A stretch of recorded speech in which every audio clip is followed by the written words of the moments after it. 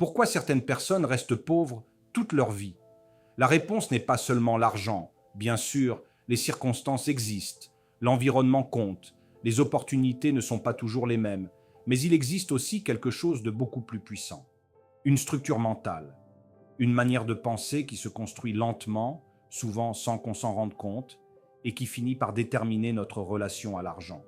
La pauvreté n'est pas seulement un manque de ressources, c'est souvent une série d'habitudes invisibles qui se répètent pendant des années. Première habitude, penser uniquement au court terme.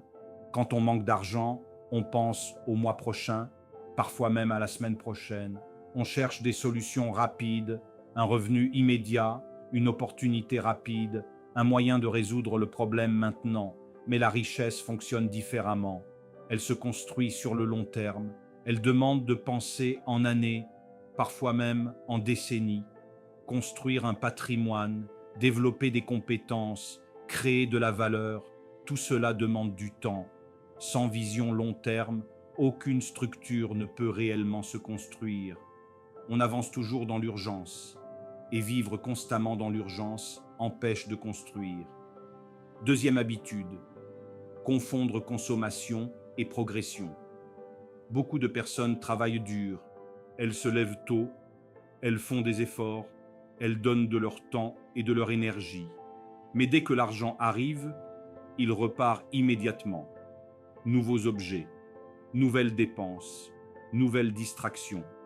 Le problème n'est pas le plaisir, le problème est l'absence de construction. Si chaque euro qui entre ressort immédiatement, aucune base ne peut se former. La richesse ne vient pas seulement de ce que tu gagnes, elle vient de ce que tu construis avec ce que tu gagnes. Certaines personnes gagnent beaucoup, mais ne construisent rien.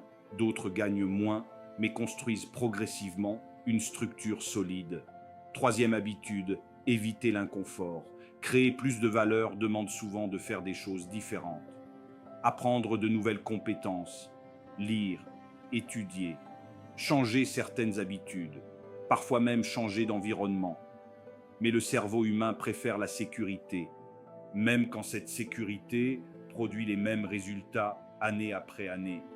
On préfère une situation familière, même imparfaite, plutôt qu'un changement incertain. C'est une réaction naturelle, mais c'est aussi ce qui maintient beaucoup de personnes au même niveau pendant des années. La progression demande presque toujours une phase d'inconfort, un moment où les habitudes changent, un moment où les résultats ne sont pas immédiats, un moment où l'effort semble plus grand que la récompense. Ce moment est souvent celui où la majorité abandonne. Quatrième habitude, sous-estimer le pouvoir du temps. Beaucoup de gens pensent que la richesse est un événement, un grand succès, une opportunité exceptionnelle, un coup de chance. Mais dans la majorité des cas, la richesse est le résultat d'un processus lent, des décisions répétées pendant des années, économiser régulièrement, investir progressivement, améliorer ses compétences, construire des relations solides.